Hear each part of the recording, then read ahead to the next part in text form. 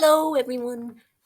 This is going to be a video about my books, old and new, because I've just received a delivery of a new book and I'm oohing and on over it. Um, and it's probably also going to have an update on that Madame Pussycat project that I had started, which was a papier-mâché sculpture. So I'll just show you how I'm getting along with that. But to start with the books, here's what I got delivery of today.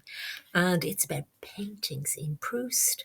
And I'm a huge Proust fan and haven't worked my way through all the Proust volumes of In Search of Times Past or Remembrance of Times Past or Recherche Temps Perdu or whatever way you like to say it. But I have um, I have it in separate volumes, but not the whole thing. And this is the volume that I'm going to be on next. So I have that. And I'm also going to show you a book that relates to the Madame Pussycat project that I got, which is another kind of a secondhand collection piece. Uh, because I'm going to show you some of the. I'm not going to show you so much of this bookshelf behind me. I might actually, because I made some space on it after watching a few YouTubers do book on hauls, which I'd never heard of before. But the bookcase that's beside me has some of the older books and some of my kind of prettier looking books. And I'm becoming a book collector now, you see. This is one that's probably not worth an awful lot. I think it's from the 30s, but it's one of a 2-volume edition, which is part of the Proust sort of collection. But this was originally published in 2 pieces, and it's known as Cities of the Plain, but also Sodom and Gomorrah. And if you read thematically what those 2 books are about, you sort of see some of the references. But this is where I'm up to, volume 1 of this, and I have a bit of a dilemma because I have to either get my hands on volume 2 separately, which is expensive if I wanted to get a matchy one. This is such a pretty volume. When you take the dust jackets off, you see how pretty they are. Look at the beautiful blue color. And it's just so pretty. Most people are selling those in the 2-volume set, but I have seen the second one in that set. But it's a little pricey for me. So the way I'm thinking of going with the Proust, if I'm picking up at this one and working my way through, is I've just bought a cheap secondhand version of the next thing after Cities of the Plain 1 and 2. So that would finish out the series. But then I'll probably see there are some in my collection that I will read again and again, 2 or 3 times, because I tend to be like that with books I really like, and I know I like Proust. So I'm probably going to buy an Everyman edition, and when I show you the shelves, I'll show you, in case you haven't seen Everyman books, hardback books. They're really beautiful, well priced, and I just love them. And they're sort of, it makes your bookcase look like a grown-up's bookcase as well, because they're tasteful. But this one is, it's very tasteful as well, but it's colourful. Look at that cover, isn't that beautiful? I'm going to actually show you a beautiful cover as well on Virginia Woolf that I've just finished reading, and I'm going to rave about that as well. So it's very booky. I'm going to hashtag this booktube, because it really is a booktube type video. But I'll give you a look at the blurb on the back. They even have beautiful fabric. They have that listed, what the fabric is inside it. But I'll also give you just a close-up flick through that so you can see what's in it. But I'm very excited about this book because didn't find this out till recently, but Proust wrote to a painter and said, "My book is a painting." That book. So no wonder I liked it, because I'm a painter, you see. But when I got it this morning and opened it, I went, ooh, when I looked at it and then flicked through it, and it's just so beautiful. I'll do a little mini flick through. I don't want to break copyright on anybody, but I'll do a flick through of that. And then we'll go and look at the shelves, and then we'll see what Madame Pussycat thinks of it all, because she's very into books as well. So it should be fun.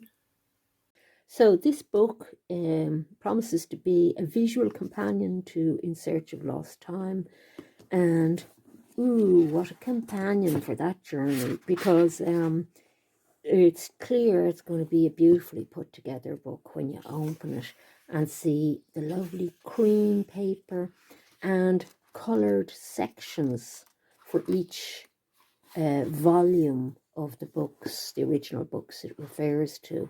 And then 209 of the paintings referred to or painters referred to in the various volumes by Proust, and quotes from Proust down the side put in context. So just so beautiful, and I can't wait to read it. And that'll be really soon.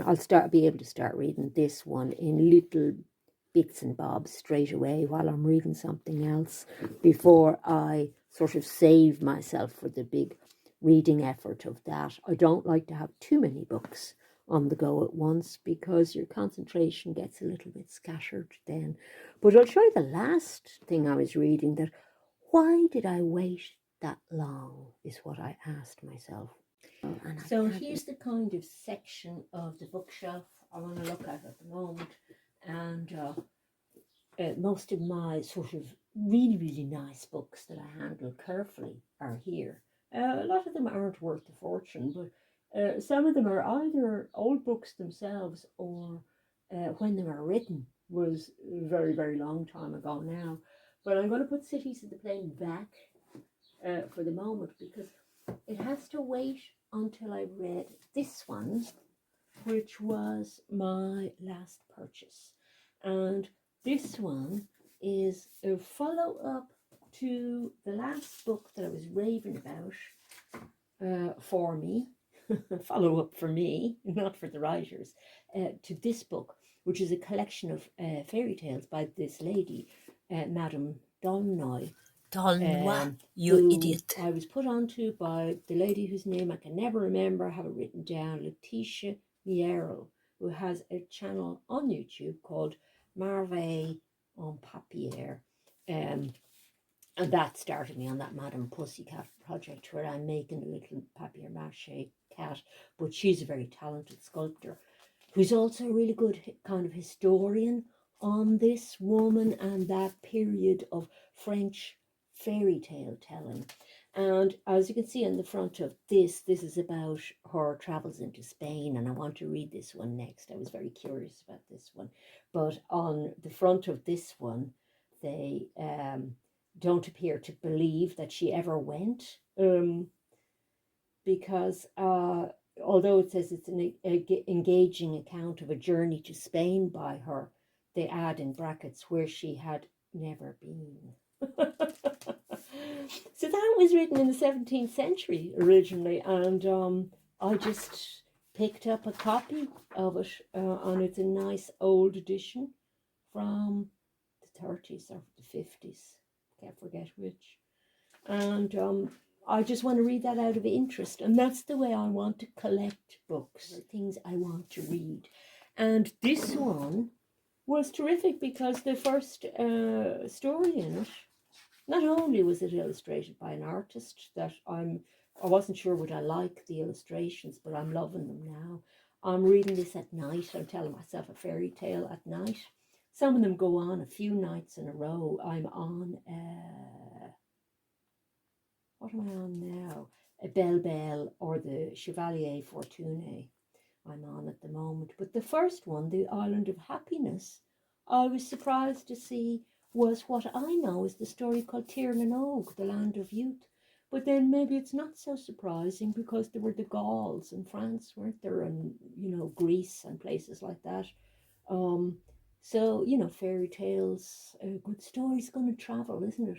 So that was a lovely book, and I'm looking forward to reading that one afterwards. And I do think there's probably a little bit of the fairy tale element going to creep into this one as well. It's reputed to be quite a funny book, so we'll see.